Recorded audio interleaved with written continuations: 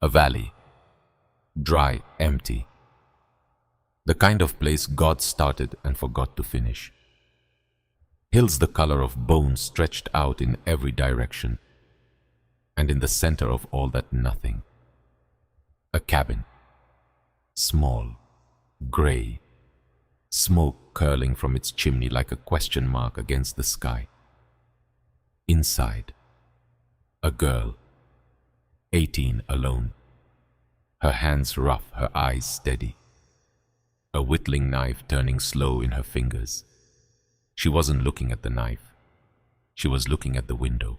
Because out beyond the glass, past the garden she'd planted with her own hands, past the well built from stone, 4 riders were coming down the ridge, fast, dust rising behind them, like a storm that hadn't decided what it wanted to destroy yet. One of them, she recognized. She wished she didn't. There are sounds you carry with you for the rest of your life. Not the big sounds, not thunder, not gunfire, not the roar of a swollen river tearing through a valley. No, the small ones. The creak of a floorboard under your mother's foot as she comes to check on you at night. The low hum of your father whistling behind the store counter. The soft clink of a tin cup being set down on a wooden table.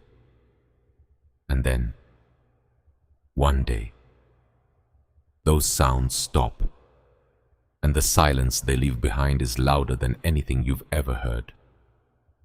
Clara Whitmore was 12 years old when silence moved into her life. Uninvited, permanent, like a guest who sits down at your table and never leaves. But we'll get to that. First, you need to understand where she came from, because where you come from shapes everything, even the things you don't yet know about yourself. Prairie Ridge was one of those towns that existed because a river ran through it and a road crossed over it. That's all. A fortunate accident of geography. 40 buildings, maybe 50 families, a church with a bell that rang on Sundays, and a schoolhouse that smelled of chalk dust and wet wool. Thomas and Mary Whitmore ran the Mercantile on the main street. It wasn't a grand store. It wasn't the kind of place that would make anyone rich, but it was honest, and it was theirs. They sold flour and salt pork, calico fabric and iron nails, lamp oil and penny candy, everything a small town needed to keep going. Thomas was a quiet man, tall, a little stooped, with hands that were always busy, stacking crates, measuring fabric, writing numbers in the ledger with a pencil he kept behind his ear. Mary was different, warmer, quicker to laugh. She had a voice that could carry clear across the store without raising it, and she had a way of looking at you that made you feel seen, not just glanced at, seen, like she could tell what you were hiding before you knew you were hiding it. They loved their daughter the way good people love, without performance, without condition, just steady, like a lantern left burning in a window. Thomas taught Clara sums on a slate behind the counter. He'd set her on a barrel of dried beans and scratch out numbers with a piece of chalk while customers browsed the aisles. "What's 7 times 8, he'd ask. 56. "What's the markup on a pound of coffee if we buy at 12 cents and sell at 19? 7 cents. "And is that enough?" "Depends on the rent." He'd smile then, a slow, proud, quiet smile, like watching a seed he'd planted begin to push through the soil. Mary taught her to read, not from primers or school books, from the thick catalogues that arrived by wagon twice a year. Montgomery Ward, Sears and Roebuck, those heavy dog-eared books full of drawings and descriptions of everything from cast-iron stoves to lace curtains. "Read me this one," Mary would say, pointing to a listing, and Clara would read, slowly at first, then faster, stumbling over words like mercerized and galvanized until they became as familiar as her own name. She didn't know it then, but her mother was teaching her more than reading. She was teaching her to imagine, to look at a drawing of a thing on a page and see it real, solid, waiting to be held. That's a powerful skill. Seeing what isn't there yet. She would need it later. The fever came in January. It moved through Prairie Ridge the way weather moves through a valley. Slow at first, then all at once. One family, then 5, then half the town was coughing into rags and burning with heat that no amount of cold cloths could pull away. Thomas went down first, a Wednesday. He came home from the store early, said his bones ached, said the light hurt his eyes. Mary put him to bed and brewed willow bark tea and told Clara everything would be fine. Everything was not fine. Mary fell sick 3 days later. Clara nursed them both, 12 years old, heating water, wringing cloths, running between 2 beds in that small house above the store, talking to them, reading to them from the catalogue, describing a kitchen table she found on page 47. Oak, turned legs, seats 6. "We'll get that one," Mary whispered. "When we're better." They didn't get better. Thomas died on a Sunday morning. Quiet, like a candle blown out by a breath you couldn't see. Mary followed him 4 days later, as if she simply couldn't bear the silence of a world without him in it. And just like that, Clara Whitmore was alone, 12 years old, standing in a house that still smelled like her mother's lavender soap, surrounded by her father's careful handwriting in the ledger, alone. The town did what towns do. They gathered, they murmured, they brought casseroles and concerned faces. And then they went home to their own families, their own fires, their own lives. And the question that nobody wanted to ask, but everybody was thinking hung in the air like smoke. What happens to the girl? What happened to the girl was Ezra Whitmore, Thomas's younger brother, the only living relative. A man who had left Prairie Ridge years ago and come back only when there was something to collect. He arrived on the stage 3 weeks after the funeral, wearing a dark coat and a darker expression. He was thin, sharp, all angles and edges, like someone had carved him from a piece of flint and forgotten to smooth the corners. He didn't hug Clara. He didn't kneel down and look into her eyes. He didn't say he was sorry. He walked past her, into the store, opened the ledger, and began to count. Clara watched him from the doorway, and something inside her, some small, watchful, animal instinct, told her to be careful around this man. She was right. Ezra took over the store, took over the house above it, took over everything, including Clara. Not out of love, not out of duty, out of propriety. Because in a town like Prairie Ridge, people talk. And a man who abandons his dead brother's child is a man nobody trusts, nobody does business with. So he kept her, the way you keep a piece of furniture that came with the house, not because you want it, but because it would cost more to get rid of it. He gave her a room, a small room at the back of the store, more closet than bedroom, with a narrow cot and a window that looked out onto the alley. He gave her chores, sweeping, stocking shelves, counting inventory, from dawn to dark. He gave her meals, plain, functional, enough to sustain, never enough to satisfy. What he did not give her was warmth. Not once in 6 years did Ezra Whitmore ask Clara how she was feeling. Not once did he sit across from her at dinner and ask about her day.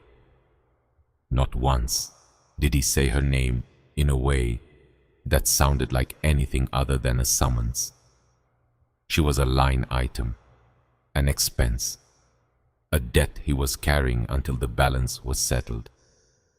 And Clara learned, the way children learn, to make herself small, quiet, useful, to take up as little space as possible, to swallow the loneliness like medicine, bitter but necessary. She was 12, then 13, then 14. The years passing like pages turned in a book she wasn't sure she wanted to read. And then Jonas Beckett. He was the town blacksmith and wheelwright, a big man, wide-shouldered, with hands the size of dinner plates, hands that were cracked and calloused and permanently darkened by soot. But hands that could do the most delicate work, bending a piece of hot iron into a perfect circle, shaping a spoke so smooth it felt like river stone. He was a widower. His wife had died years before Clara was born. He lived alone in the small house behind the smithy, and he kept to himself, not out of unfriendliness, but because he had made peace with solitude the way some people do, turning it from a wound into a room he was comfortable in.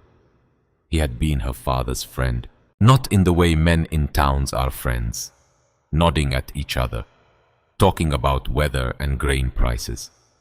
No, they had been real friends, the kind who sit on a porch in the evening and say nothing for an hour and feel perfectly at ease. After Thomas died, Jonas watched Clara from a distance. He saw her sweeping the porch of the mercantile at dawn, hauling crates that were too heavy for her. Standing behind the counter with that blank, careful expression she wore like armor. And one afternoon, about a year after her parents were gone, he walked into the store while Ezra was out, and he said something that changed everything. "You want to learn something useful?" Clara looked up at him, this big man with the soot-darkened hands and the quiet eyes. "Like what?" she asked. "Like how things are made." She should have said no. Ezra would not approve. Ezra would see it as wasted time, as a distraction from the only thing that mattered to him, which was the store, the ledger, the bottom line. But something in Jonas Beckett's voice, something steady and warm and entirely without pity, made her say yes, and so began the education that would save her life. Every afternoon, when the store was slow and Ezra was occupied with his accounts, Clara slipped out the back door and walked to the smithy. The forge was a different world, hot, loud, alive. The air tasted of iron and charcoal. The bellows wheezed like a breathing animal. Sparks flew like orange fireflies, and in the center of it all, Jonas Beckett worked, calm, methodical, sure. He never told her to watch. He simply began working, and she watched, and then, slowly, he began to explain. "This is a froe," he said, holding up the L-shaped tool, "for splitting shingles. This is an adze, for shaping beams. This is a draw knife. Run it along the grain, not against. Feel the wood tell you which way it wants to go." He taught her to read the grain in a piece of oak the way her mother had taught her to read a catalog page, to see the hidden structure inside, the strength, the weakness, the direction it would split if you struck it just right. He taught her to temper steel, heating it in the forge until it glowed cherry red, then quenching it in water, the steam hissing up like a living thing, and the metal coming out harder, stronger, transformed by the ordeal. Steel is like people, he said once, not looking at her, just watching the blade in his tongue. Heat alone will destroy it. Water alone will rust it. But the right combination, at the right time, makes it hold an edge. She understood, even then, that he wasn't talking about steel. He taught her how to mix chinking mortar, clay, sand, horsehair, the old recipe for sealing the gaps in a log cabin against the winter wind. He taught her how to read soil, how to judge the age of timber by its color, how to build a joint that would hold without a single nail. And between the lessons, in the quiet moments when the forge cooled and the light turned gold, he taught her something else, something that couldn't be named or measured, but that was perhaps the most important thing of all. He taught her that she had value. There is no such thing as useless, he told her one evening, his voice low, matter of fact. Only things that have not yet found their purpose. Clara held on to those words, the way a drowning person holds onto a rope. And some nights, in her narrow cot in the back of the store, she would repeat them to herself, a small prayer against the dark, not useless, just waiting for her purpose. On her 16th birthday, Jonas gave her a gift, a whittling knife. It was small, no longer than her hand, but it was beautiful. The blade was fine German steel, ground to an edge so keen it could shave a curl of wood thinner than paper. And the handle was a piece of juniper, pale gold, close-grained, sanded and oiled by Jonas himself until it fit the curve of her palm as if it had been grown there. Made it myself, he said, gruff, looking away, as if embarrassed by his own tenderness.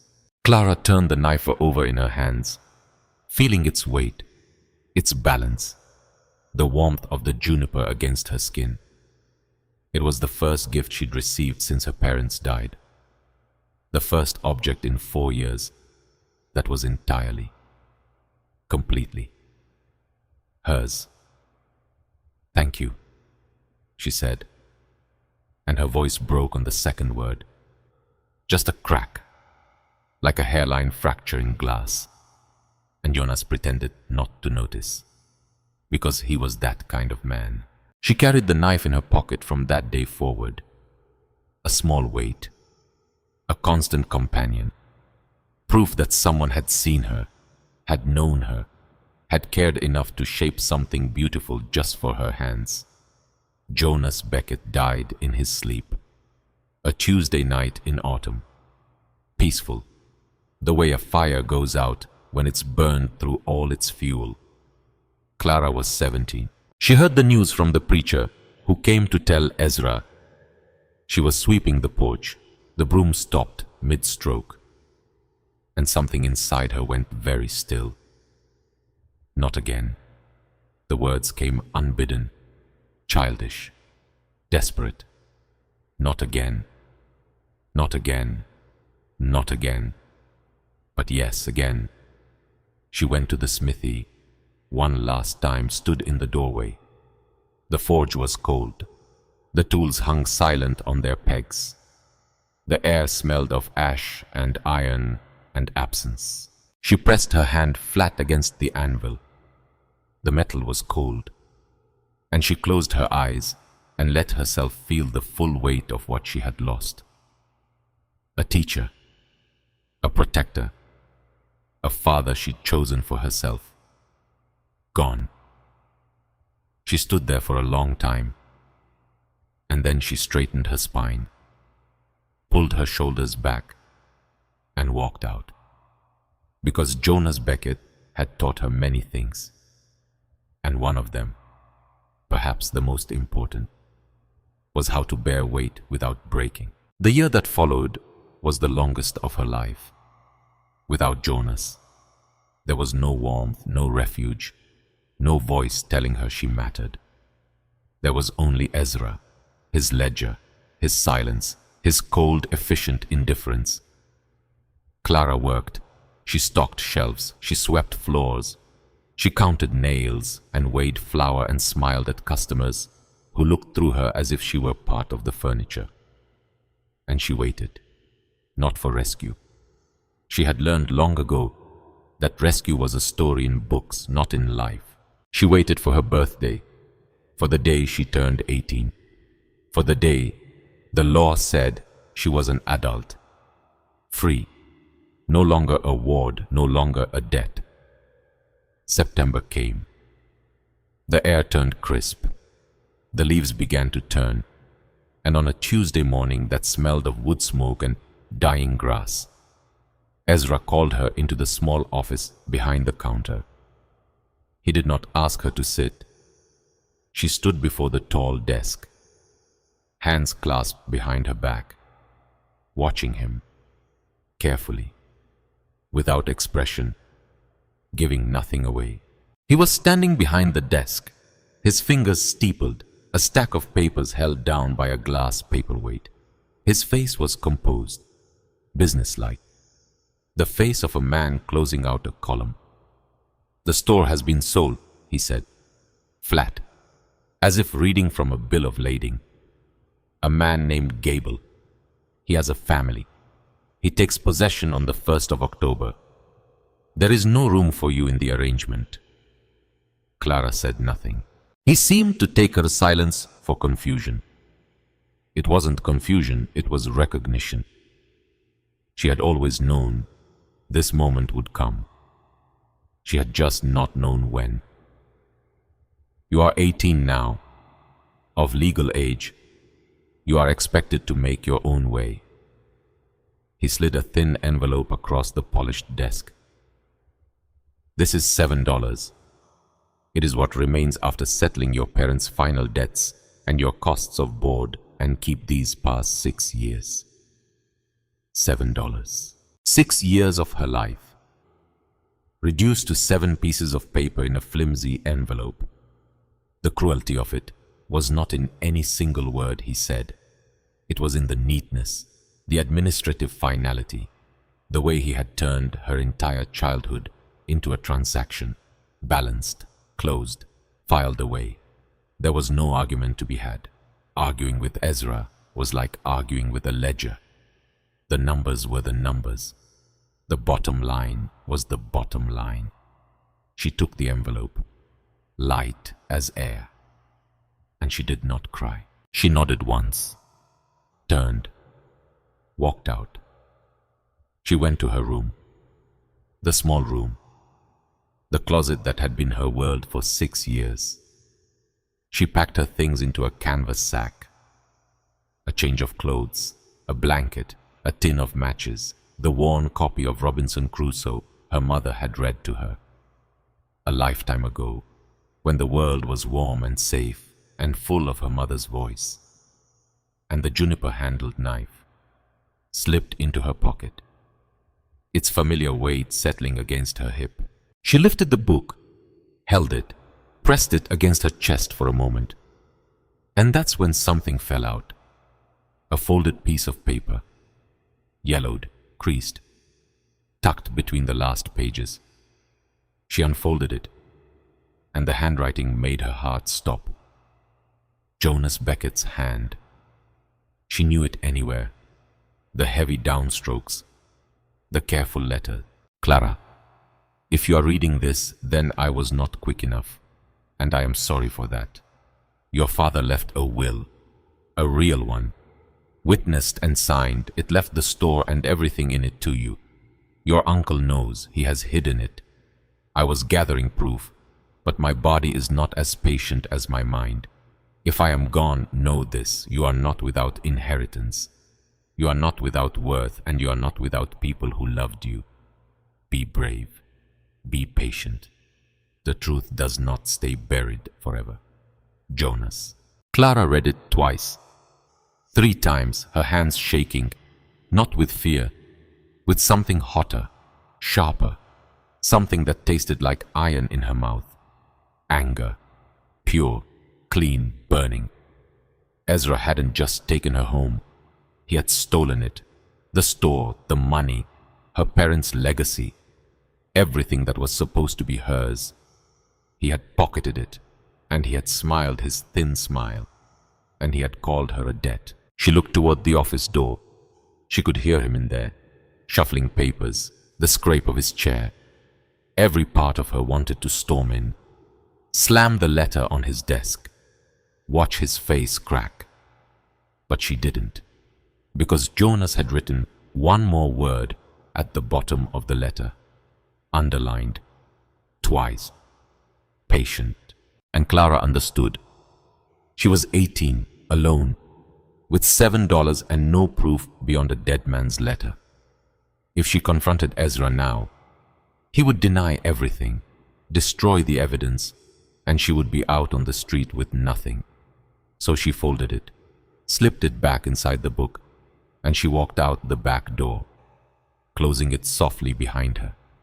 She did not look back. The road south was dust and distance.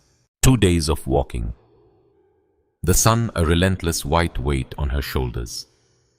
The wagon ruts stretching ahead of her like twin scars in the earth. Going somewhere, going nowhere. The landscape of her childhood. Green valleys, familiar hills, slowly gave way to something harsher, drier, emptier. The trees grew stunted and sparse. The earth turned pale, like the color of old bone. She rationed her water, ate the bread she'd taken, counted her steps, and with every mile, she felt the world behind her shrinking, becoming small, becoming a memory, and the world ahead, expanding, vast, unknown, terrifying, and also, somehow, free. On the third day, a freight wagon caught up to her, hauling salt and barrels of vinegar. The driver was a man named Cyrus Whitlock, big, weathered, with a face that looked like it had been carved from the same landscape he drove through, lined, tanned, patient. "You walking to the end of the earth?" he asked. "Just to the next town," Clara said. "That's 3 days by wagon, and you're on foot. Get in the back." She climbed up, sat among the barrels. The wagon lurched forward, and for the first time in 3 days, she didn't have to carry her own weight. They rode in silence for a while, the wagon creaking, the mules plodding, the landscape unspooling like a bolt of dusty cloth. Then Cyrus spoke, casual, not looking at her, just looking at the road. "Whitmore, that's your name?" "Yes." "Any relation to Thomas Whitmore, up in Prairie Ridge?" Clara's breath caught. "He was my father." Cyrus was quiet for a long time. Then he nodded, slowly putting pieces together. "I knew your daddy. Used to haul freight to his store. Good man, fair man, always paid on time." He paused. "Heard about the fever. I'm sorry." "Thank you," Clara said, "because that was what you said." Another long silence. The mule's hooves, the creak of the wagon, the wind. Then Cyrus said something that lodged in Clara's mind. "Your daddy had a friend, good friend, name of Amos Rankin. You ever hear that name?" Clara shook her head. Amos was a prospector, then a rancher, had a place way south of here, near Cottonwood Flats. Him and your daddy used to talk about going in together, building something, a place for their families. He shook his head. Never happened. Amos lost his wife and child to the fever too. Different year, same sickness. He went up into the mountains after that, never came back. Clara listened, and something, some faint, distant bell, began to ring in the back of her mind. "His ranch," she said carefully. "What happened to it?" "Still out there, far as I know. Nobody wanted it. Bad land, dry creek, just sitting there, waiting. Waiting. The word echoed, and Clara felt the hairs on her arms rise. She said nothing more, but she pressed her hand against her pocket where the knife rested, and she looked south, toward the horizon, toward a place she had never been, a place that was waiting. Cottonwood Flats was less a town than a suggestion, a single dusty street, a dozen unpainted buildings, bleached silver by the sun, a saloon, a general store, a livery stable, a land office, a few small houses. It was a place people passed through on their way to somewhere else, a comma in the long sentence of the frontier. Cyrus helped her down from the wagon. "This is as far as I go," he said, tipping his hat. "Good luck to you, Miss Whitmore." She watched him drive away, the wagon shrinking to a speck, then nothing, and the silence, the enormous desert silence, settled over her like a blanket made of sky. She stood in the middle of the street, the wind pulling at her hair, $5 and some change in her pocket. No plan, no contacts, no one expecting her. But she had a name, Amos Rankin, and she had a feeling, deep in her gut. The kind of feeling you can't explain and shouldn't ignore. That she was exactly where she was supposed to be. The land and title office smelled of stale tobacco and old paper. The man behind the desk was Horace Pendleton. Old, thin, skin the color of parchment, spectacles perched on the end of his nose. He looked up from his ledger, weary, patient, the look of a man who had heard every story and believed none of them. "Help you?" "I'm looking for land," Clara said. "Something I can afford." He almost smiled, almost. "Everything worthwhile is taken, has been for years." "I'm not looking for something worthwhile," she said. "I'm looking for something nobody else wants." That got his attention. He looked at her, and she stood straight, spine like a post, eyes level. "There is one place," he said slowly. "The old Rankin place, up by the dry creek. Nobody's lived there since Amos Rankin walked into the mountains 15 years ago." Clara kept her face still, but inside, her heart was hammering Rankin. "County took it for back taxes," Pendleton continued. "We can release the deed to anyone willing to assume the tax burden going forward. Filing fee is $1. $1. Clara reached into her pocket. Her fingers found the coin, smooth, warm from the heat of her body, and she placed it on the desk. "I'll take it."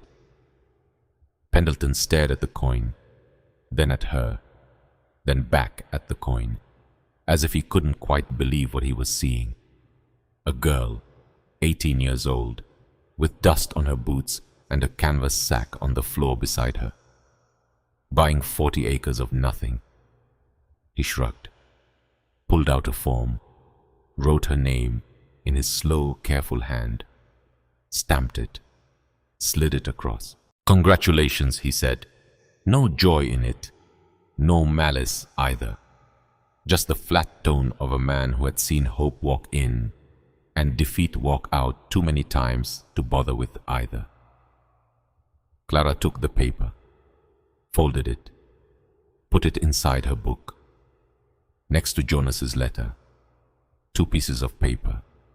One was a wound, the other was a door, and she walked out into the sunlight, heading north. The walk took most of the afternoon.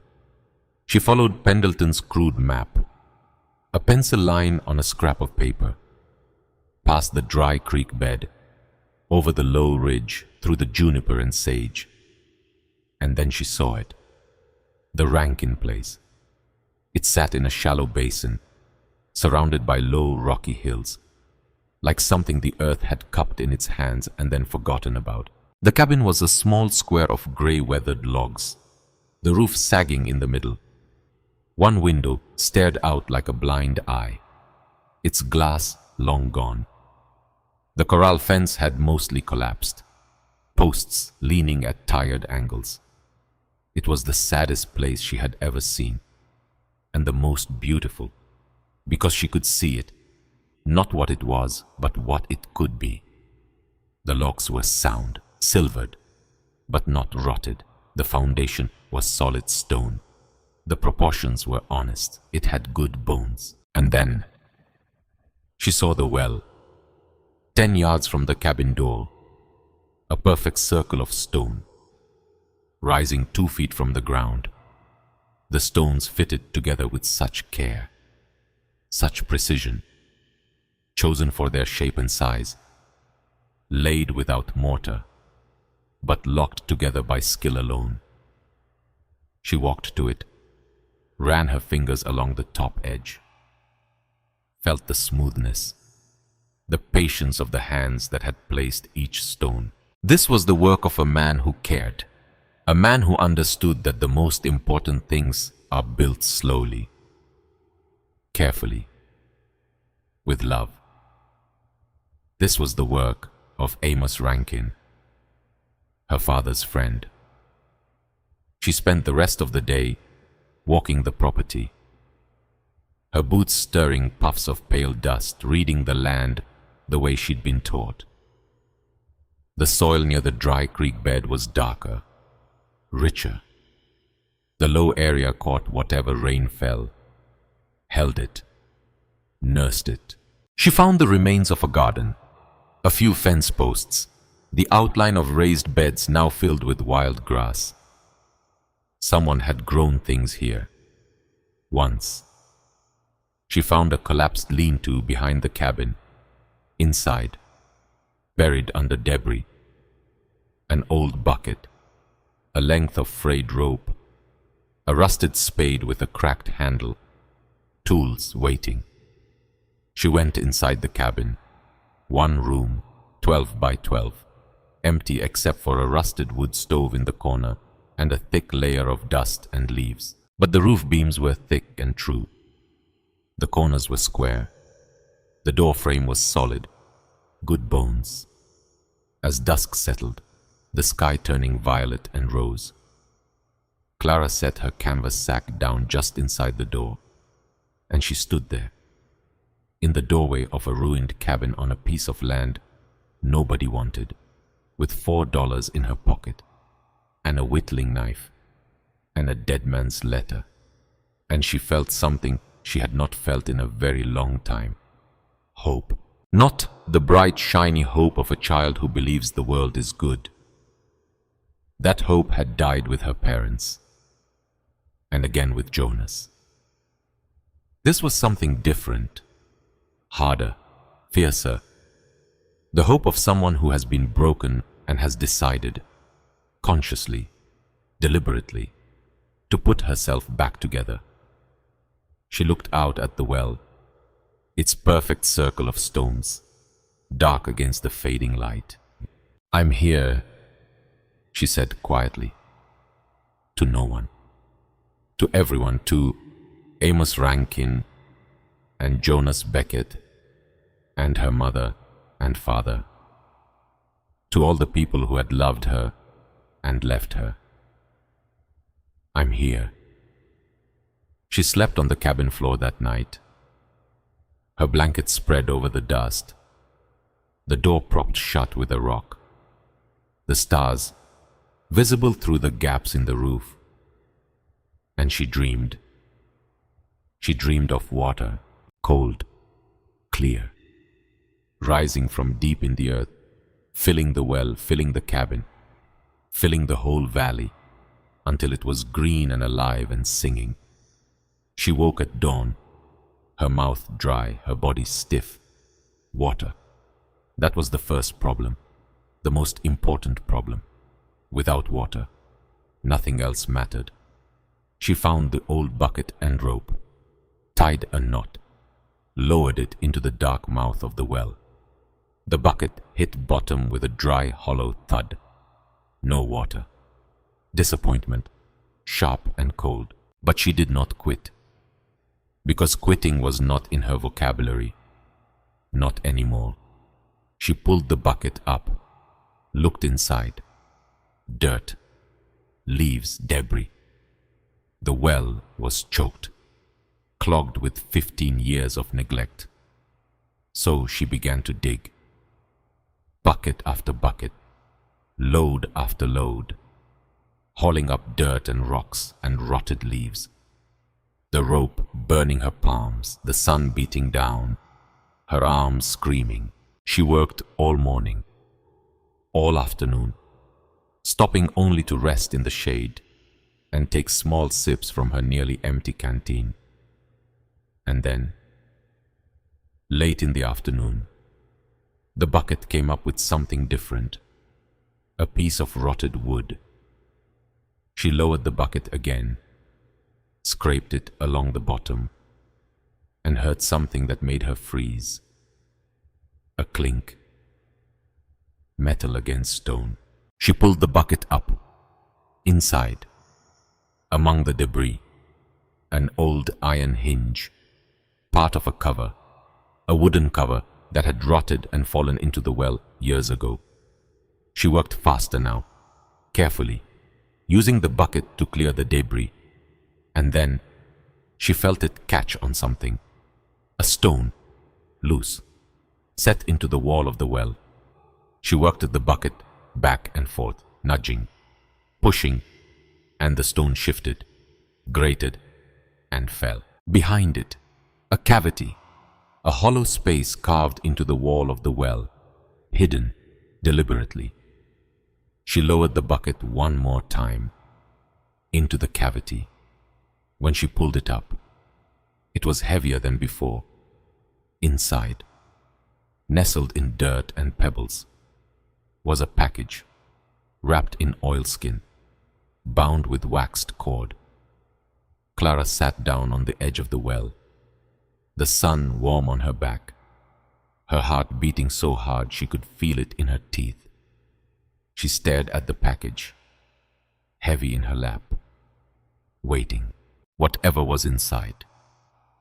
She knew, she absolutely knew, with a certainty that went beyond logic, beyond reason, into something deeper, something that felt like a hand pressing gently on her shoulder. Whatever was inside this package was going to change everything. She took a breath, and she began to unwrap it. The oilskin was stiff, waxy, the color of old honey, bound with cord that had been waxed and knotted by hands that knew what they were doing, hands that wanted whatever was inside to last. Clara sat on the stone lip of the well, the late afternoon sun warm across her shoulders. Her fingers worked the knot slow, careful, the way she handled things that mattered. No rushing, no tearing. Respect the work. The cord came free. She unfolded the oilskin. 1 layer, 2, 3. The wax cracking along the creases like old ice breaking on a pond. Inside were 2 things: a small canvas sack, heavy for its size, and a folded piece of paper, yellowed but dry, protected by 15 years of waxed cloth and stone. She opened the sack first, and the world tilted, gold dust, shimmering in the low sun like something alive, and nestled in the dust, a handful of coins, silver and gold, worn smooth by time, but real, solid, heavy in her palm. Clara stared at it, her mouth open, her breath gone. It wasn't a fortune. She knew that. Even at 18, she'd spent enough years behind a mercantile counter to know the difference between rich and enough. This was not rich, but it was enough. Enough to buy tools, supplies, seed, a window pane, maybe a goat, enough to stop surviving and start building, enough to turn this ruin into a life. She closed her eyes, pressed the sack against her chest, and felt something crack open inside her that she had been holding shut for a very long time. She cried. Not the pretty crying you see in paintings. She cried the way a dam breaks. All at once. Ugly. Loud. Gasping. 6 years of swallowed grief and loneliness and rage pouring out of her in great heaving sobs that echoed off the stone walls of the well and came back to her like a voice answering its own prayer. She cried for her parents, for Jonas, for the girl she had been, the girl who swept floors and counted nails and slept in a closet and never once complained.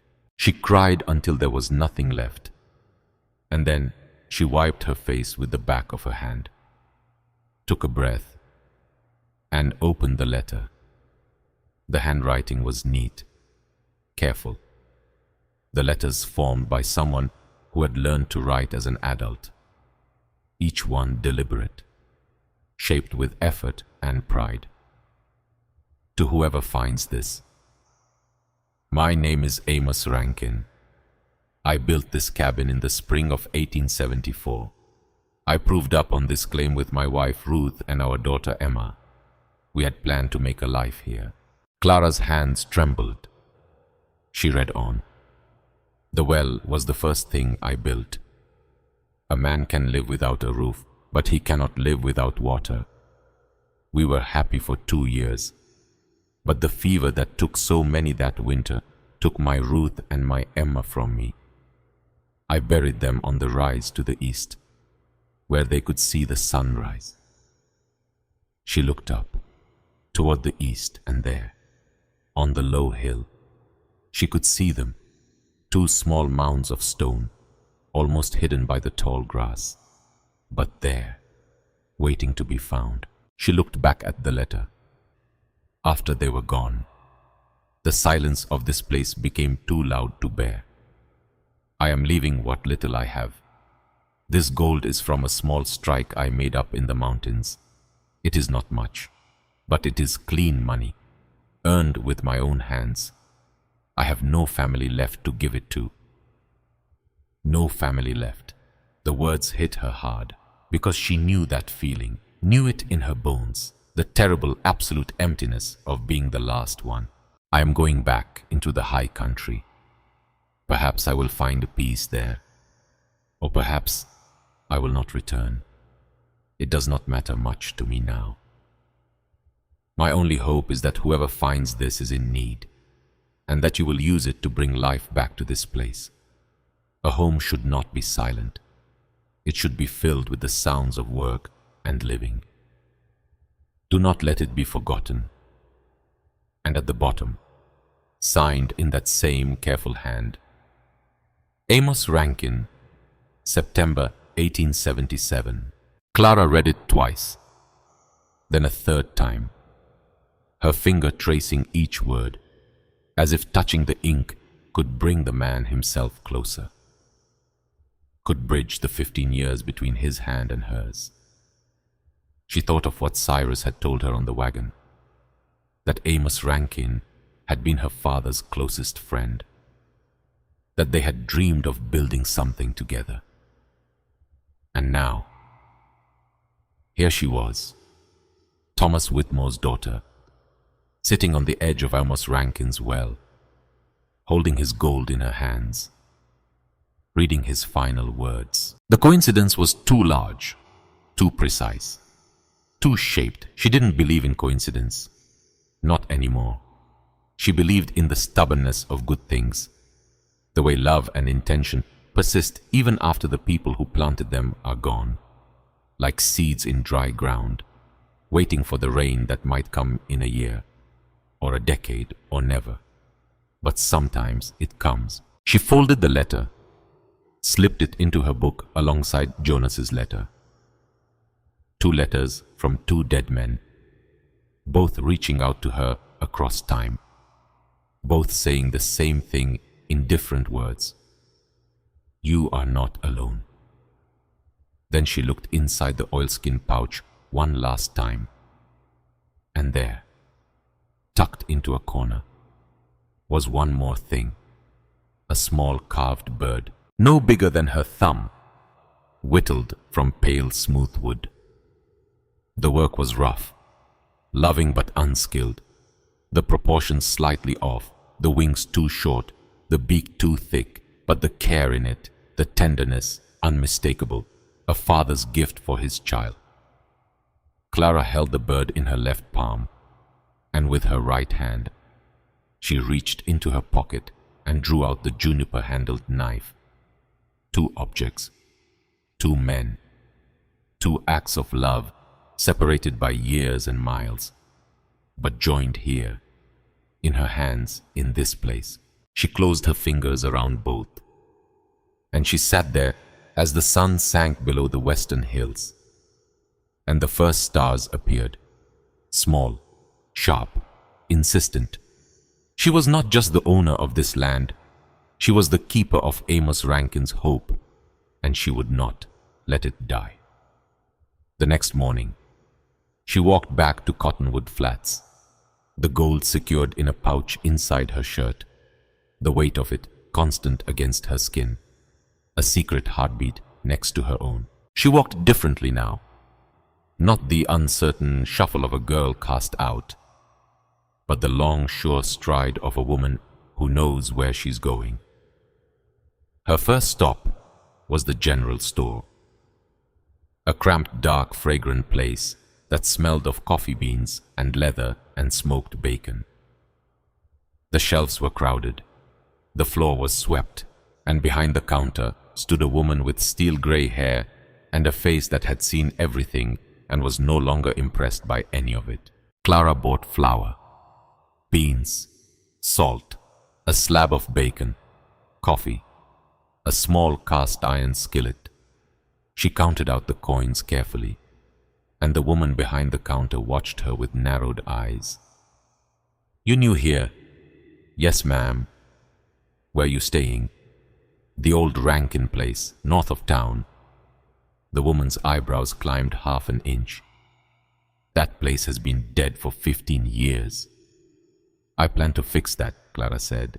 The woman studied her for a long moment. Then she reached under the counter and pulled out a small paper sack, dropped a handful of dried apple slices into it, set it on the counter next to Clara's supplies. "On the house," she said, "a body needs something sweet now and then." Clara took the apples, and she felt something fragile stir inside her, like the first green shoot pushing through cracked earth. Kindness from a stranger. She hadn't expected that. Her second stop was the livery stable, where a man named Wyatt Harlan ran a small lumber mill behind the horse stalls. Wyatt was big, not tall, just wide, thick shoulders, thick forearms, a beard that was more sawdust than hair. He moved carefully, deliberately, like a man who had learned that his strength could break things if he wasn't paying attention. He looked up from the plank he was shaping as Clara approached. His expression was closed, not hostile, just shut. The way a gate is shut. You could open it, but you had to earn the right. "Help you?" "I need lumber," Clara said. "Cedar for shingles, planks for a floor and a door." He straightened up, looked at her. "What are you building?" "I'm rebuilding the old Rankin place." His eyes changed just slightly, a flicker behind the stillness. "That place is a wreck." "The bones are good." He turned the word over. Then something shifted in his face, respect, or something close to it. "You know anything about building?" "I know how to use a froe and a mallet. I know how to split a shingle and seat a beam. I know how to read grain and choose wood that won't warp." "Who taught you that?" "Jonas Beckett of Prairie Ridge." The name hit him. She saw it land. His hands went still on the plank. "Jonas Beckett," he said. Quiet now. A different voice entirely. "You knew him?" "We apprenticed together 20 years ago under old Garth Maddox in Briar Creek."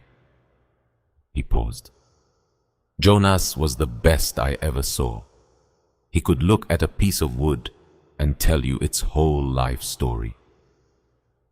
Another pause. Longer. "He's gone. Last year, in his sleep." Wyatt nodded, slow, heavy. "If Jonas Beckett taught you," he said finally, "then you know what you're doing." He led her to the lumber, showed her the best logs, the ones with the straightest grain, and he sold them to her for a fair price, maybe less than fair, and he threw in a handful of old nails, straight, still good. "No sense in a good door falling off its hinges," he said. Gruff, not meeting her eye. And Clara noticed what she would keep noticing, that real generosity almost always wears a disguise. It calls itself common sense, good business, clearing out inventory, but you can tell what it really is. By the way, people look somewhere else when they do it, as if their own goodness embarrasses them. The weeks that followed were the hardest and the best of Clara's life. She worked from first light to last, her days shaped by the sun and the steady, relentless rhythm of labor. The kind of labor that leaves you so tired at night that sleep comes like falling off a cliff. Sudden, complete, dreamless. She started with the roof. The froe bit into the cedar, splitting it clean along the grain, the sharp, sweet scent filling the air. She made hundreds of shingles, each one uniform, each one right. Patience is not a virtue, it's a skill, and skill is what separates a roof that lasts from a roof that leaks.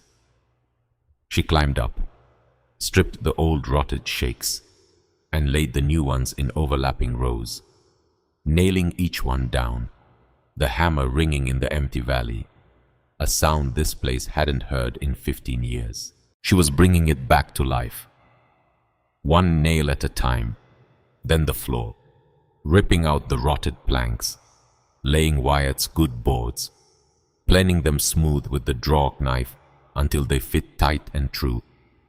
Then the door, measuring, cutting, fitting the hinges, hanging it, and the first time she pushed it shut and heard it click into its frame. Solid, snug, a sound like a sentence completing itself. She smiled, alone in a cabin in the middle of nowhere. She smiled for the window. She stretched oiled canvas over the opening, a temporary fix, but it let in a soft warm light and kept out the wind.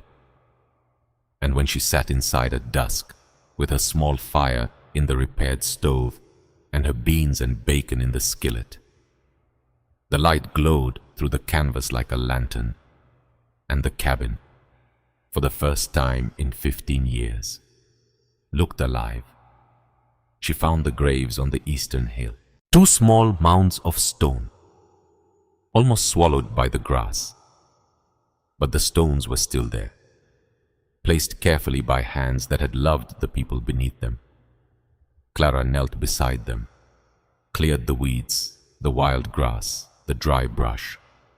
She found 2 flat, smooth stones at the base, blank, unmarked. She took out her whittling knife, and with steady hands she carved. Ruth Rankin, Emma Rankin, just the names. Because what else was there to say? They had been loved, they had been lost, and now they would be remembered. It took most of an afternoon, the knife cutting shallow grooves in the hard stone, her hand cramping. But she didn't stop, because some work is not about efficiency. It's about honoring what was when she finished. She stood back, looked at the 2 stones, the names clean and sharp in the late light. I'll take care of this place, she said, quiet, to Ruth, to Emma, to Amos, wherever he was. I promise. The first visitor came on a Wednesday. A woman on a mule, older, 60 or so, with a face like a dried apple, wrinkled and brown, but with eyes that were startlingly bright, blue, clear, eyes that didn't match the rest of her at all.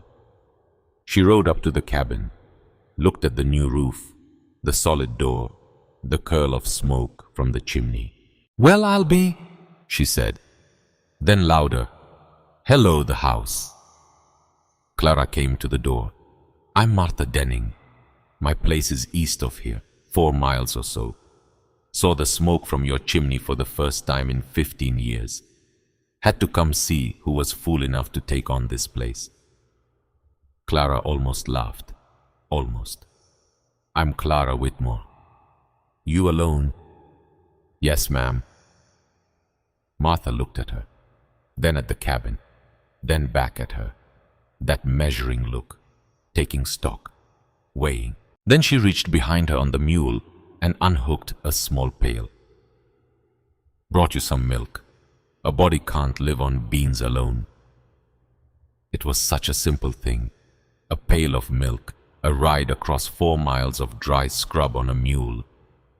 But Clara's eyes stung, because she hadn't been on the receiving end of a gesture like that since Jonas had handed her a whittling knife 2 years ago. "Come inside," Clara said. "I'll make coffee." Martha tied her mule to the rebuilt corral post and ducked through the doorway. She stood in the center of the small, clean room, turning slowly, looking at everything. "You did all this yourself?" "Yes, ma'am." "How old are you?" 18 now." Martha was quiet for a long moment, and when she spoke, her voice had changed, softer. "This place has been waiting for someone like you," she said. "I wasn't sure it would ever find them." Martha Denning's visit was a crack in a dam. Word spread, the way it does in sparse country, not through newspapers, but through the slow, patient network of people who live far apart and pay attention. Smoke from the Rankin chimney. Someone at the Rankin place. A girl. Young. Alone. Rebuilding, people rode by, slowing their horses. Looking. They saw the new roof, the straight fence posts, the stacks of firewood cut to uniform length, and they respected it, because out here, work was the only language everyone spoke fluently. Martha came back, again and again, bringing eggs, fresh bread. Once a jar of blackberry preserves so dark they looked like liquid night. And Clara in return helped her mend a section of fence on her property. They worked side by side in comfortable silence, the shared labor saying everything that needed to be said. Sheriff Colton came by once a week, a quiet man on a brown horse. He never dismounted, just reined in at the edge of the property and sat there. "Everything all right out here, Miss Whitmore?" "Everything's fine, Sheriff." A nod, and he'd ride on. His presence a quiet official acknowledgement that she was real. She was here. She belonged. Clara was no longer a stranger. She was Clara Whitmore of the Rankin place, and the name meant something now. She turned her attention to the land. She rebuilt the corral, dug new post holes, set the rails, bought 2 goats from Martha, their bleating filling the valley with a sound that made her laugh. Actual laughter, a sound she barely recognized coming from her own mouth. She broke ground near the creek bed, where the soil was darkest, richest, and she planted potatoes, onions, hardy greens, working the earth with the rusted spade she'd resharpened, feeling the soil give way beneath the blade. Dark, cool, alive. She got chickens. a trade with a homesteader passing through. 3 hens and a rooster for a day's labor, fixing his wagon wheel. And the sounds accumulated. The clucking, the bleating, the rooster's crow at dawn, the chop of the axe, the scrape of the hoe.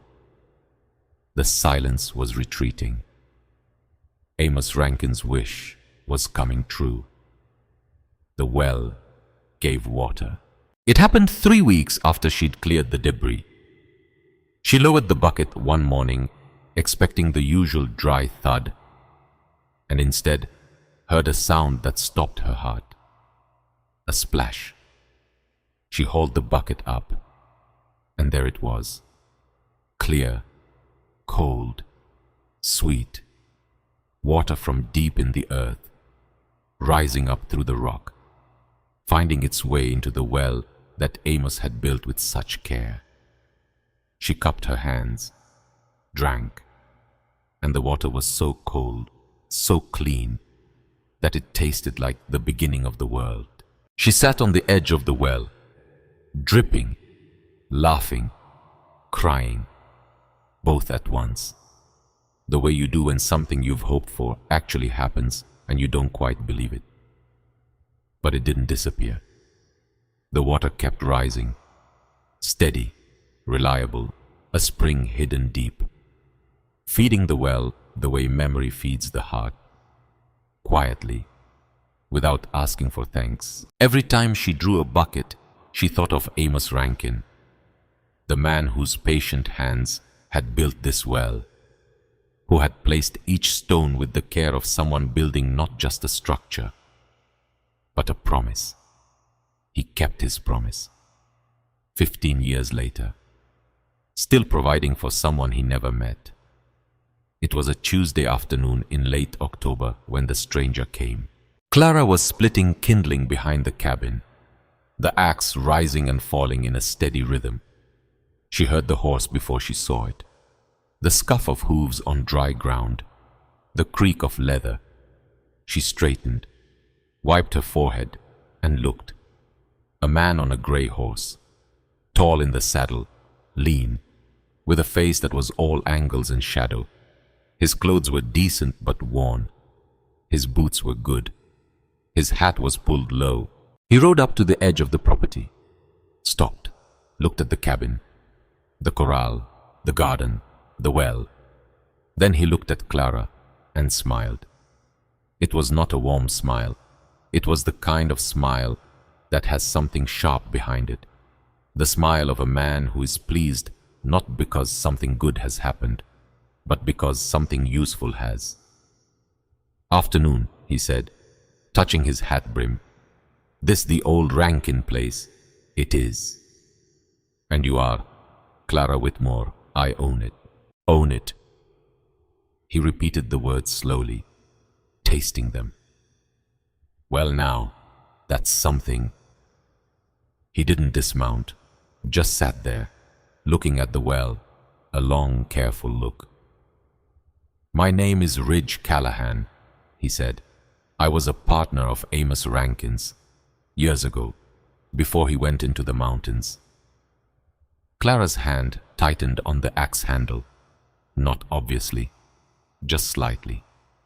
"I didn't know Amos had a partner," she said, keeping her voice level. "Oh, we go way back. Did some prospecting together, up in the high country." He leaned forward in the saddle, found some gold, split it even, or so I thought. Turns out old Amos kept a little extra for himself, hid it somewhere on this property. He paused, letting the words land. "I've come to collect what's mine." Clara stood very still, the axe in her right hand, the sun on her face, the chicken scratching in the dirt behind her, oblivious. She looked at Ridge Callahan, and she read him the way she'd learned to read wood. Not the surface, the grain, the hidden structure, the weakness. This man was lying.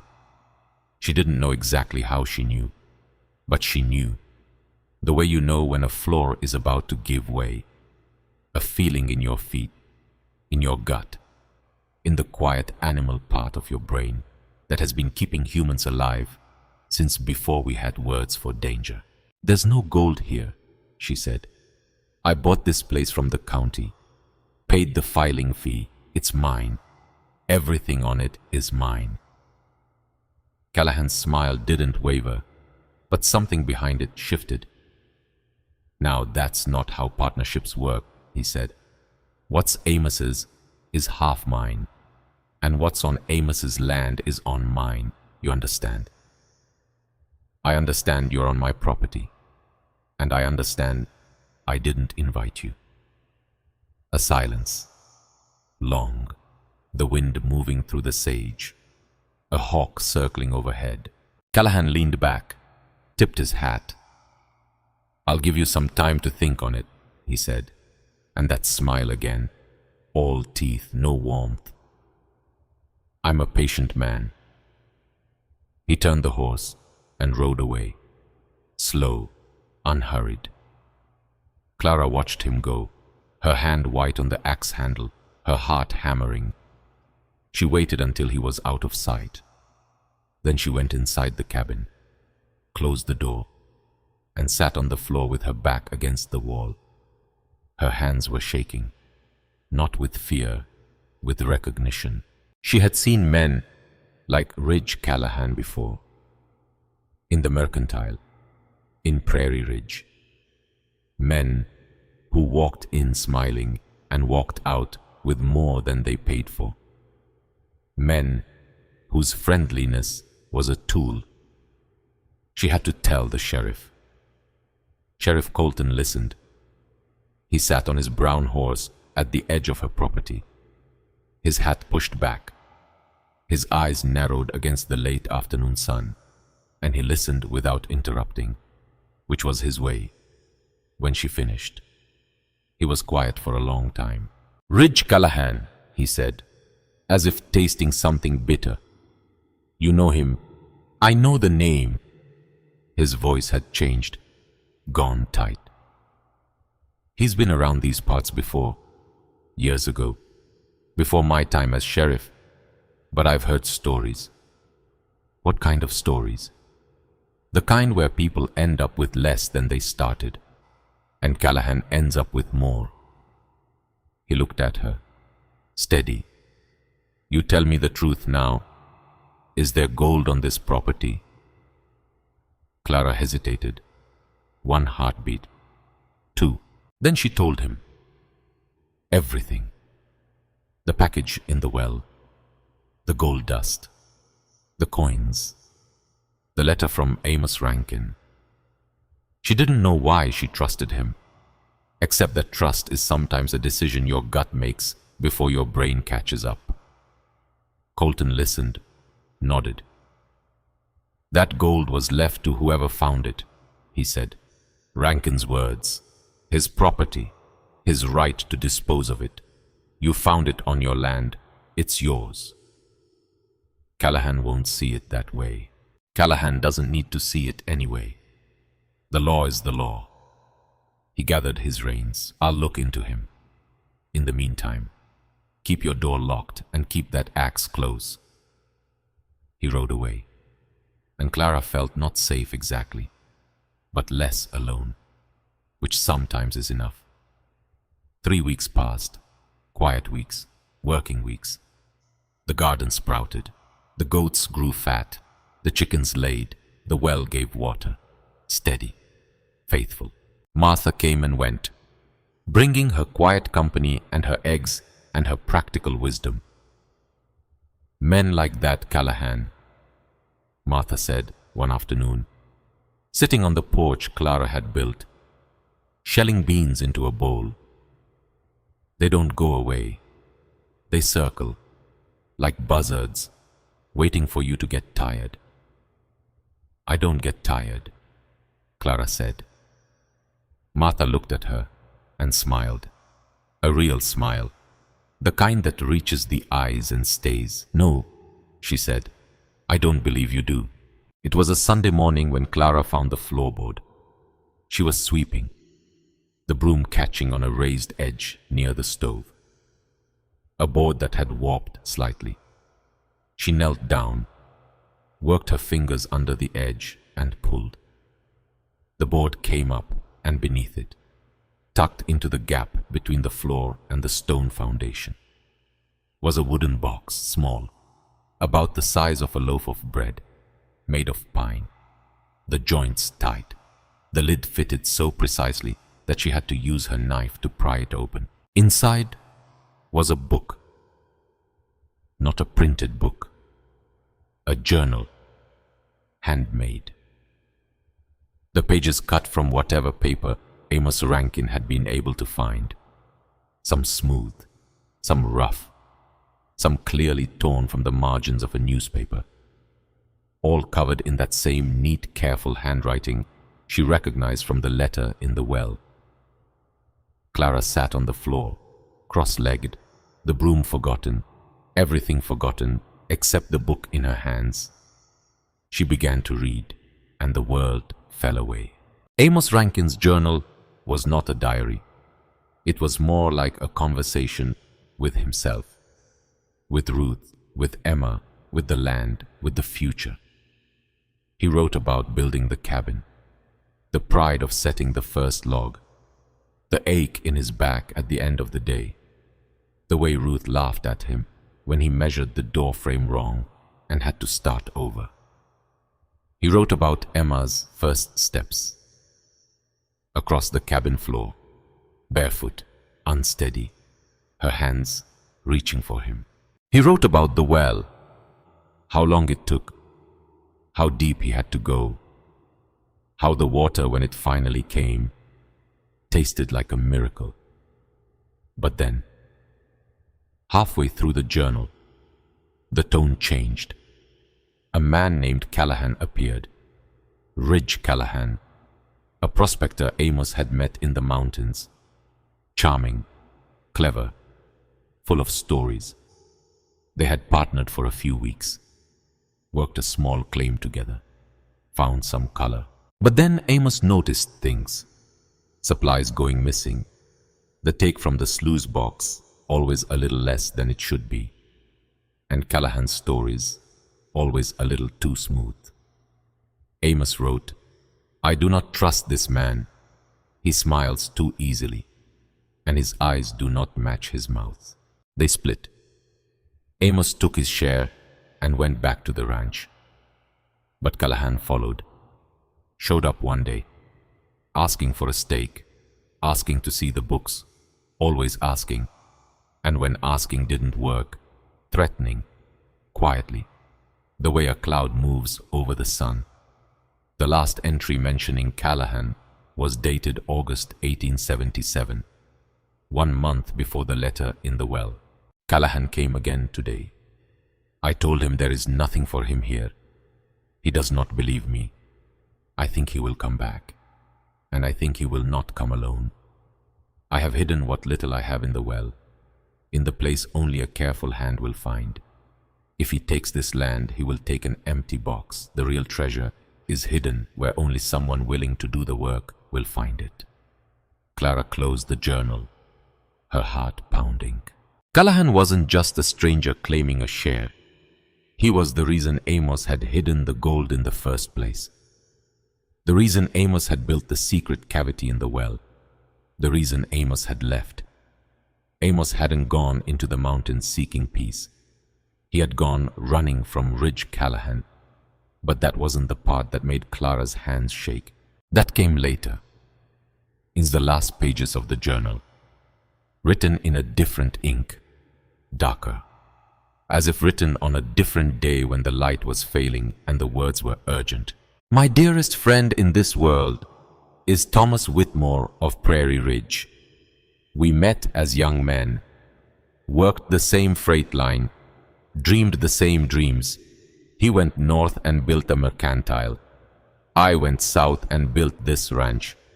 We wrote letters when we could. He told me about his daughter, a girl named Clara. He said she had her mother's eyes and her father's stubbornness. Clara stopped breathing. Thomas and I spoke once of joining our families.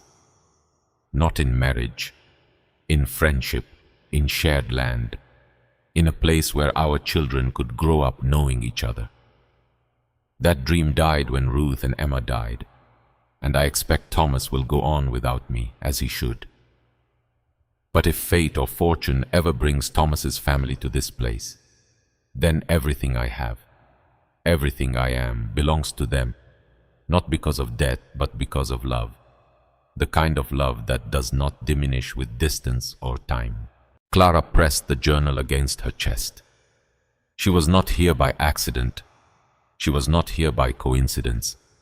She was here because two men, decades ago, had loved each other like brothers, and that love, patient, quiet, stubborn as stone, had survived death and distance and 15 years of silence, and had led her, step by step, dollar by dollar, to this exact place. Her father's friend had left her an inheritance, not of money, though there was that, but of hope, of purpose, of belonging. She belonged here. She had always belonged here. That night, Clara sat by the stove, the journal in her lap, the fire low, the cabin warm with the smell of cedar and wood smoke. She thought about her father, about Amos, two men who had been friends, who had dreamed a shared dream, and whose dream had been broken by fever and loss and the cruel arithmetic of the frontier. And she thought about Jonas, who had been her father's friend too, who had taught her the skills that were now literally keeping her alive. Three men, connected by friendship, by work, by the quiet, unspoken code of decent people who look after each other. Clara was the inheritor of all of it. Their skills, their love, their hope, their grief. And tomorrow she would get up, and she would work, and she would build, and she would honor all of it. But tomorrow, it turned out, had other plans. She was in the garden at dusk, pulling weeds, the light turning gold and then copper, and then that deep violet that comes just before darkness reclaims the sky. She heard the horses first, more than one, coming from the south, coming fast. She stood, wiping her hands on her trousers, squinting into the dying light. Three riders coming up the track. Hard men, trail-worn. She knew they were Callaghan's before she could see their faces, and behind them, a fourth, on a pale horse, riding slower than the others, unhurried, as if whatever was about to happen had already been decided and speed was no longer necessary. The fourth rider pulled up behind the others, and as the last light caught his face, Clara felt her blood go cold, thin, sharp, all angles and edges, a coat too fine for the trail, a face made of ledger lines and calculations. Ezra Whitmore, her uncle, here on her land. What Clara didn't know then, but would learn later, was the chain that had brought him. It had started with Callaghan, after Clara refused to hand over the gold. Callaghan rode north, asking questions, in saloons and land offices and anywhere men gathered and talked, looking for leverage, looking for someone with a legal claim on a girl named Whitmore. And he found Ezra, who had already heard whispers from the freight drivers who passed through Prairie Ridge, from the mail riders who carried gossip faster than letters. Word had reached him that his niece had not perished on the trail as he'd assumed, that she had landed somewhere, that she had property. Ezra didn't care about gold he'd never heard of. He cared about loose ends, about a niece who might one day come looking for what he'd taken. And Callaghan offered him a solution. Come south, assert guardianship, sign the land over, split whatever was there, close the ledger for good. So Ezra had ridden 600 miles. Not for Clara, never for Clara, for the numbers. But Clara didn't know any of that yet. All she knew was that her uncle was smiling. And it was the same smile Callahan wore, a smile with teeth, a smile that said, "I've come to collect." Clara stood alone in her garden, the axe by the cabin door, 20 yards away, the whittling knife in her pocket, her only weapon. 4 men, 1 girl, and the sun going down. Clara did not run. She did not scream. She stood exactly where she was. Feet planted in the soil she had turned with her own hands. The soil that had given her potatoes and onions and a reason to get up every morning. Because running is what they expected. And Clara Whitmore had spent her entire life not giving people what they expected. Ridge Callahan rode forward first, that smile, that terrible, calculated smile. "Evening, Miss Whitmore," he said, tipping his hat, as if this were a social call, as if the 3 hard-faced men behind him were guests she'd forgotten to set places for. Clara said nothing. She was looking past Callahan to the 4th rider, the one on the pale horse, still hanging back, still watching, still calculating. Ezra. He looked the same. That was the terrible thing. The sharp angles, the thin lips, the dark coat, the expression of a man examining a number that doesn't quite balance. 600 miles. He had ridden 600 miles, not for her, for what he thought she had. "You know why we're here," Callahan said, his voice easy, reasonable. "I know you're trespassing," Clara said, "on my land." "Now see, that's where it gets complicated." Callahan leaned forward. "Your uncle here has some concerns about his niece, living alone, no family, no protection. He's worried about you."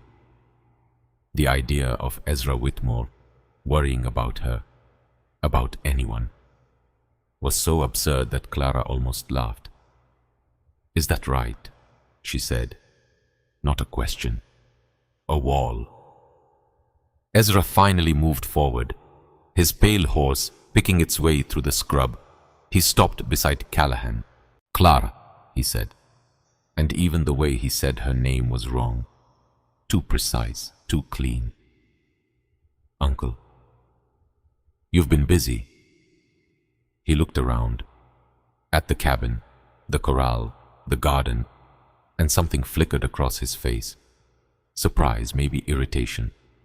This was not what he expected. He expected a girl huddled in a ruin, desperate, ready to sign anything. Instead, he found a homestead, small, simple, but alive, built by the hands of the girl he had thrown away. "What do you want?" Clara asked. "I want to help you." "No, you don't." Silence. The wind. The goats bleating softly in the corral. Ezra's jaw tightened. "You're a minor."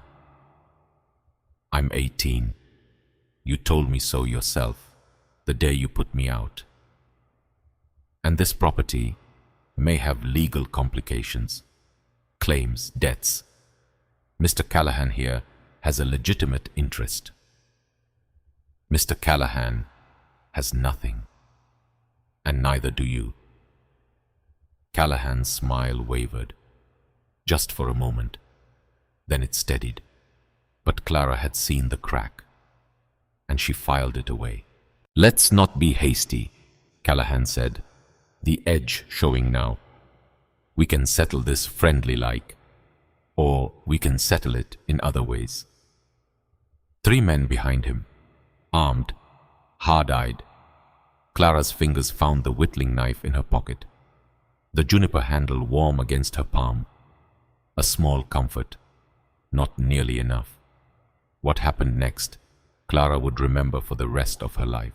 Not because of what was said or what was threatened, but because of what came out of the growing darkness behind the four riders. A voice. That'll be far enough. Low, calm, the voice of a man who has no need to raise it, because the authority in it comes from certainty, not volume. Sheriff Colton rode out of the dusk, his brown horse moving at a walk. No hurry, no drama, just a man doing his job at exactly the right time. But he wasn't alone. Behind him, on a big draft horse that looked like it could pull a house off its foundation, Wyatt Harlan, with a shotgun laid across his saddle, not pointed at anyone, just present. And behind Wyatt, on her mule, moving at her own stubborn pace, Martha Denning, with a Winchester rifle that looked older than she was but no less serious. And behind Martha, two more riders, homesteaders Clara recognized from town, quiet men who nodded to her when she came for supplies, men who had watched her rebuild the Rankin place and had decided that respect was worth defending. Callahan's three men shifted in their saddles, looking at the shotgun, looking at the Winchester, looking at Martha Denning, who at 60 years old was somehow the most formidable person present. "Evening, Ridge," Sheriff Colton said, reining in his horse beside Clara, not between her and the riders, beside her. The distinction mattered. He wasn't standing in front of her. He was standing with her. "Sheriff." Callahan's voice had changed, the smoothness replaced by something thinner, tighter. "Heard you've been visiting Miss Whitmore, making claims on her property. Legitimate claims. Funny thing about legitimate claims, they tend to come with paperwork. You got paperwork, Ridge." Silence. "Because Miss Whitmore has paperwork. She's got a deed, filed legal with the county. She's got a letter from the original owner leaving everything on this land to whoever found it." He paused. "She found it." Callahan's jaw worked. "Now, I also did some looking into your history." Colton reached into his saddlebag, pulled out a folded piece of paper. "Turns out you've got warrants in 2 counties. Fraud, claim jumping, threatening a widow named Margaret Sutton over in Carrizo Springs until she signed over her mineral rights." He unfolded the paper, let it catch the last light. "So, here's what's going to happen. You and your boys are going to ride back the way you came, tonight. And if I see you within 20 miles of this property again, I will arrest you, and I will enjoy it." A long, terrible silence. Callahan looked at Colton, at the shotgun, at Martha and her Winchester, at the homesteaders, at Clara, standing in her garden, not moving, not flinching, and something in his face collapsed, like a bluff called. The cards turned over, nothing in his hand. "This isn't finished," he said, low. "Yes, it is," Clara said. 2 words, but they carried the weight of everything she had survived, everything she had built, everything she was. Callahan stared at her, and for the first time he saw not a girl, not a mark, but a person who had found something harder and more durable than anger. She had found herself.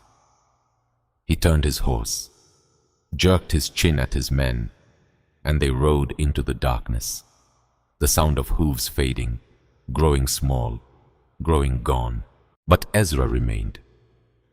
He sat on his pale horse while the others disappeared into the night. He didn't follow. He didn't move. And Clara realized that Ezra hadn't come for the gold.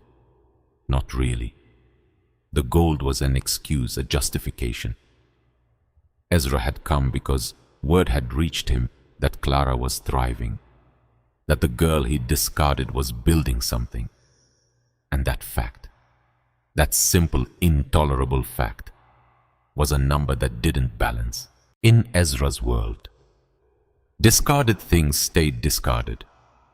Debts settled stayed settled. Ledgers closed stayed closed. But Clara had refused to stay discarded. And that, to a man like Ezra, was offensive. Sheriff Colton turned to him. "Mr. Whitmore, I understand you were this girl's guardian." "I was." "And you put her out at 18 with $7. She was of age. She had no legal claim." "We'll get to legal claims." Colton's voice went quiet, but something underneath it hardened. "I've had a letter from a lawyer in Prairie Ridge, a man named Howell. You know him?" Ezra's face went still, completely still. The stillness of a man who has just heard a sound he's been dreading for years. "It seems," Colton continued, "that Thomas Whitmore left a will, a real one, witnessed by Jonas Beckett, the blacksmith, and by the Reverend Marsh, leaving the mercantile, the inventory, and a sum of $400 in trust to his daughter." Clara's breath stopped. $400. The store, the inventory, everything. That will was filed with Mr. Howell, who has been trying to locate Miss Whitmore for some time. He wrote to me after hearing she was in my jurisdiction. He looked at Ezra, and his eyes were the coldest things in the valley.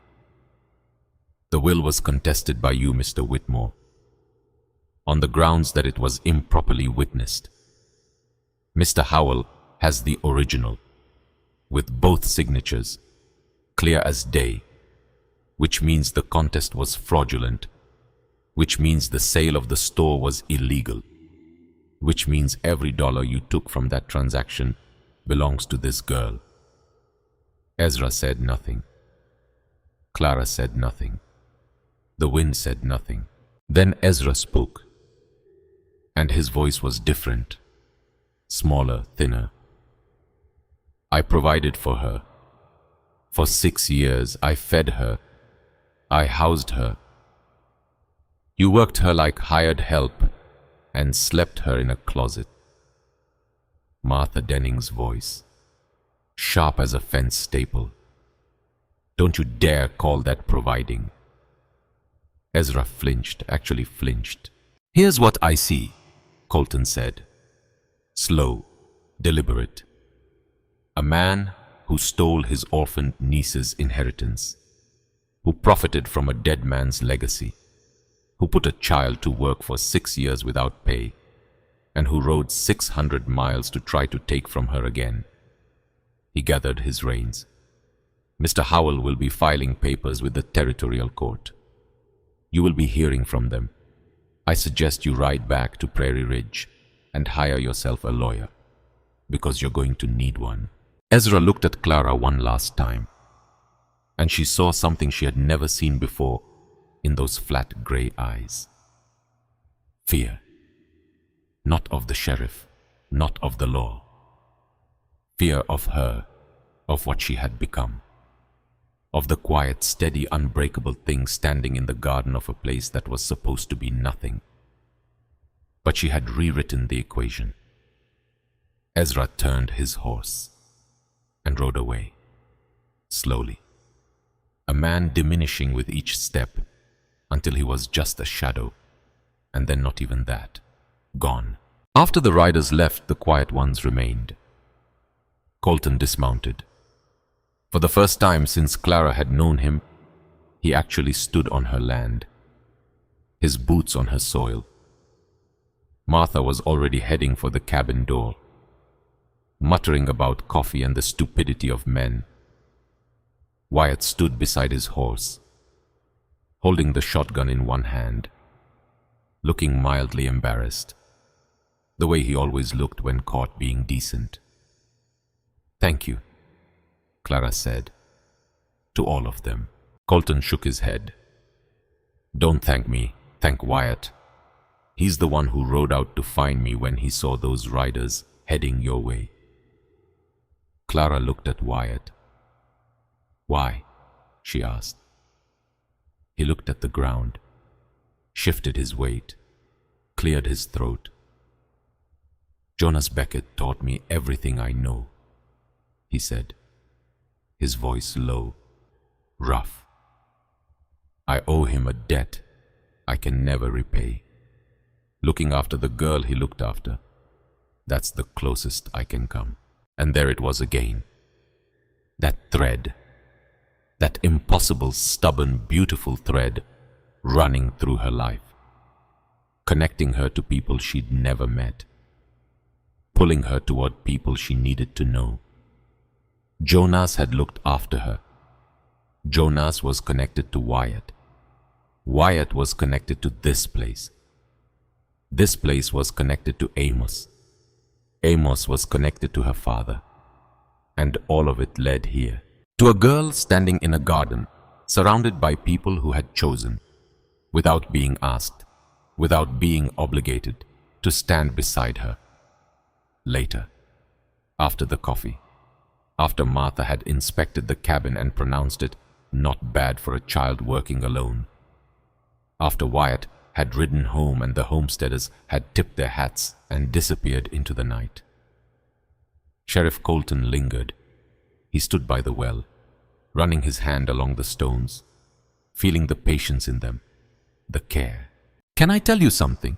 he said, not looking at her, looking at the well. "Yes. My full name is Colton Rankin. I use my father's name, Colton, but my mother was a Rankin."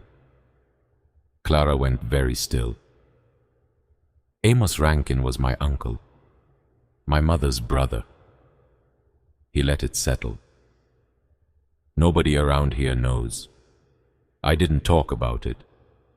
My mother married a man named Colton over in Briar Creek. That's the name I grew up with, the name on my badge. But Rankin is in my blood." Clara said nothing, just listened, the way you listen when someone is giving you something fragile. "I grew up hearing stories about this place," he continued, his voice quiet, careful, "about Uncle Amos and Aunt Ruth and little Emma, about the cabin he built with his own hands, the well he was so proud of." He paused, swallowed. "When he went into the mountains, my mother never stopped waiting for him. She'd look at the horizon every evening, like she expected to see him coming over the ridge. She did that until the day she died. I took this posting because of him, because I wanted to be near this land, to watch over it, even though it was empty." He looked at her then, "And then you came. And then I came. And you did what none of us could do. You brought it back to life." He reached into his coat and pulled out a small worn leather pouch. Inside was a photograph, faded, creased, an old tintype in a cardboard frame. A man, a woman, a small girl, standing in front of a cabin. The man had his hand on the woman's shoulder. The woman was holding the girl, and they were all smiling. Amos, Ruth, Emma. Clara took the photograph, held it carefully. So this was the man who built the well. This was the woman who laughed when he measured the doorframe wrong. This was the little girl who took her first steps across the cabin floor. She touched the face of the child, and she thought of the carved bird in the wooden box inside the cabin, made by those hands for this face. "Keep it," Colton said. "It belongs here." Winter came, not with snow, but with cold, the kind that doesn't shout. It whispers. It seeps through cracks and seams and the spaces between heartbeats. Clara was ready. The cabin was tight, the stove drew clean, the woodpile was stacked higher than the window. She had enough food, enough water, enough. And she had neighbors. Martha came every week, sometimes twice. They'd sit by the stove and drink coffee and talk about nothing important.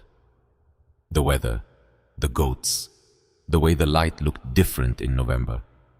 The conversation of people who don't need to say anything profound, because the act of sitting together is profound enough. Wyatt brought lumber for a shed, wouldn't take payment, called it clearing out his yard.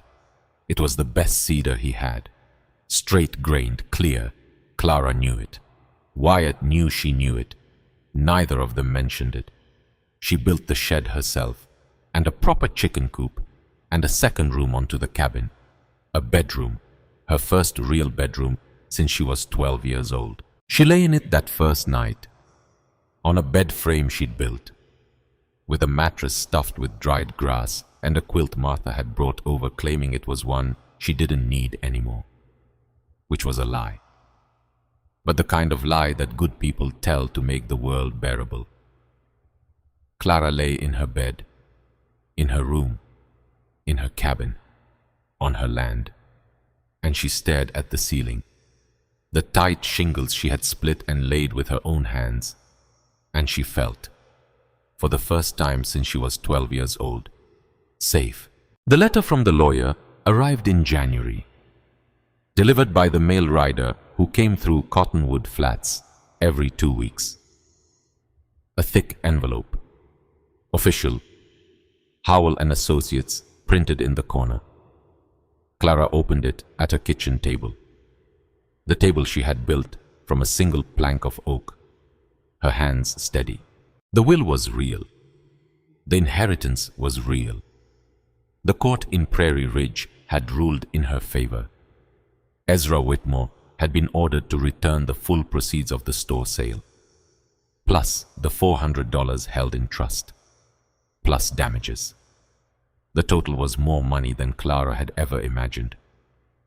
She sat with the letter for a long time, looking at the numbers, the legal language, the signatures and stamps, and she felt sadness, because the money should have come with her parents.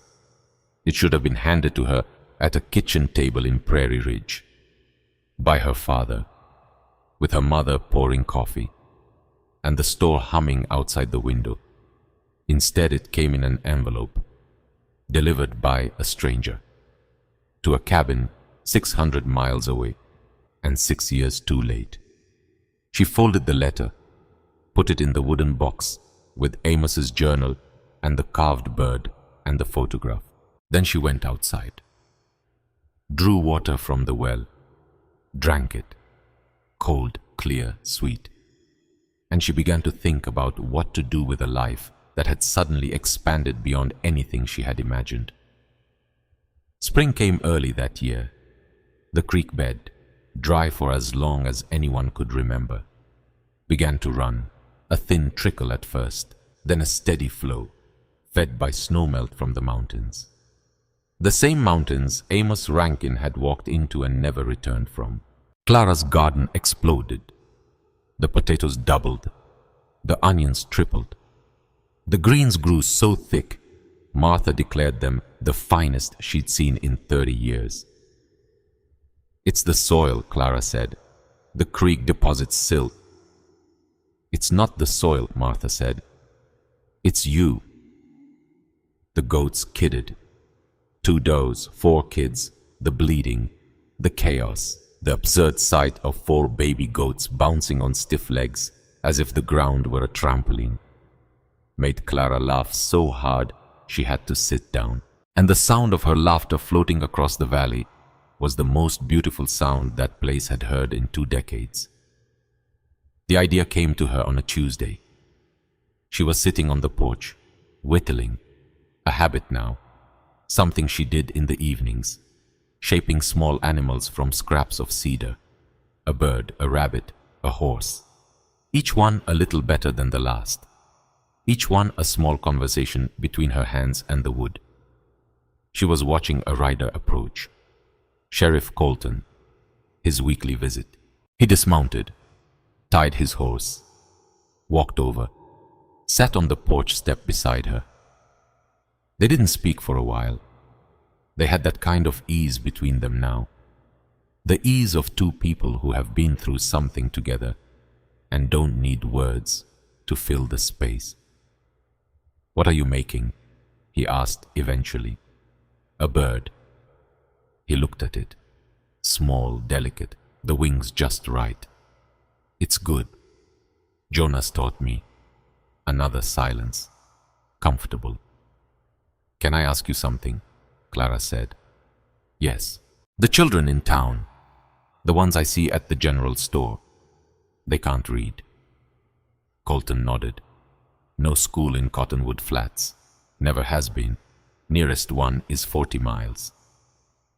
Clara set down her knife, looked out at the valley, the garden, the creek, the hills going blue in the distance. "My mother taught me to read from catalogs," she said. "Jonas taught me to work with my hands. Amos Rankin left me enough to survive, and now the lawyer tells me I have more money than I know what to do with." She paused, and when she spoke again, her voice was different, firmer, like something that had been forming for months had finally found its shape. "I want to build a school." Colton looked at her. "Here, in the valley, a real school, where children can learn to read and write and learn a trade, woodworking, metalwork, the things Jonas taught me, the things that saved my life." She picked up the small carved bird, held it in the light. "I want to call it the Rankin Beckett School, for the two men who made this possible. Amos Rankin, who left the means, and Jonas Beckett, who left the method." Colton was quiet for a long time, and when Clara looked at him, she saw that he had turned away, and his shoulders were moving slightly, the way a man's shoulders move when he's feeling something too big for his body to contain. "My uncle would have liked that," he said, his voice rough. "He always said a home should not be silent." "It won't be," Clara said. "It will be full of the sounds of children learning." They built it that summer, not just Clara, everyone. Wyatt Harlan donated the lumber, refused payment, called it a business decision. Nobody believed him. Everybody was grateful. Martha Denning, who had been a school teacher 30 years ago, before she married and came west and let life rearrange her plans, volunteered to teach, her eyes bright, her step lighter than it had been in years, as if something she'd been carrying had finally been set down. The homesteaders came, one by one, then in groups, men who knew how to swing a hammer and set a beam, women who knew how to organize and feed a work crew, children who got underfoot and were given small jobs and felt important. Clara supervised the construction, checking every joint, every beam, every shingle, making sure the corners were square and the foundation was true. The same standards Jonas had held, the same care Amos had put into his well. She designed the building herself, a long single-room structure, bigger than a cabin, with real glass windows she ordered from the catalog, the same kind of catalog her mother had used to teach her to read, and a wood stove in the center, and a porch with a bench where children could sit in the shade. Above the door, carved into a plank of cedar by Clara's own hand, with the juniper-handled knife, Rankin Beckett School, a place for learning and making, built by the community of Cottonwood Flats. 1893. The school opened in September. 14 children, ages 6 to 15, from homesteads and ranches scattered across 30 miles of dry country. They came on horseback, on mules, in wagons. One boy walked 7 miles each way, every day. without complaint. Martha taught reading and writing and arithmetic in the mornings.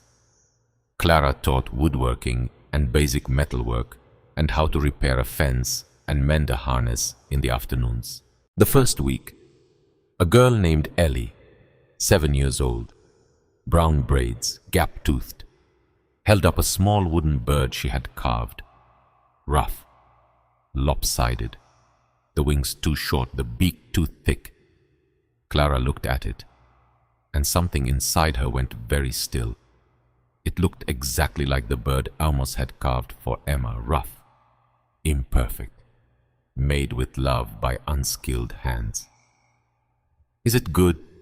Ellie asked, anxious. Clara knelt down, took the bird, turned it over, and she thought of a man she never met, sitting in this same valley, carving a bird for a daughter who would never grow old enough to remember it. "It's beautiful," Clara said, and meant it. And in the evenings, after the children had gone home, Clara would sit on the school's porch and listen to what used to be silence, but was now the echo of laughter and questions and the scrape of chalk on slate and the tap of small hammers on small pieces of wood. Amos Rankin had written, "A home should not be silent. It should be filled with the sounds of work and living." His home was not silent anymore. There is a moment near the end of a day when the light does something extraordinary. It turns gold, then amber, then that deep aching rose that makes everything, even a dusty valley in the middle of nowhere, look like it matters. It was in that light. On an evening in late October, 1 year and 1 month after she had arrived in Cottonwood Flats with $5 in her pocket and a dead man's knife in her hand, that Clara Whitmore sat on the porch of her cabin. The school was a quarter-mile down the valley. She could see it from where she sat, its cedar walls warm in the low sun, its glass windows catching the light. Her garden was bedded down for winter, neat rows of turned earth, waiting for spring. The goats were in the corral. The chickens were roosting. The well stood in the yard, its perfect circle of stone dark against the sky. Patient, faithful, still providing. She held the small carved bird in one hand, and she thought about the journey. All of it. The mercantile in Prairie Ridge. The smell of lavender soap and chalk dust. The forge, the heat and the sparks, and the voice saying there is no such thing as useless. The $7, the road, the dust, the wagon, the land office, the ruin, the well, the gold, the letter, the journal, the people.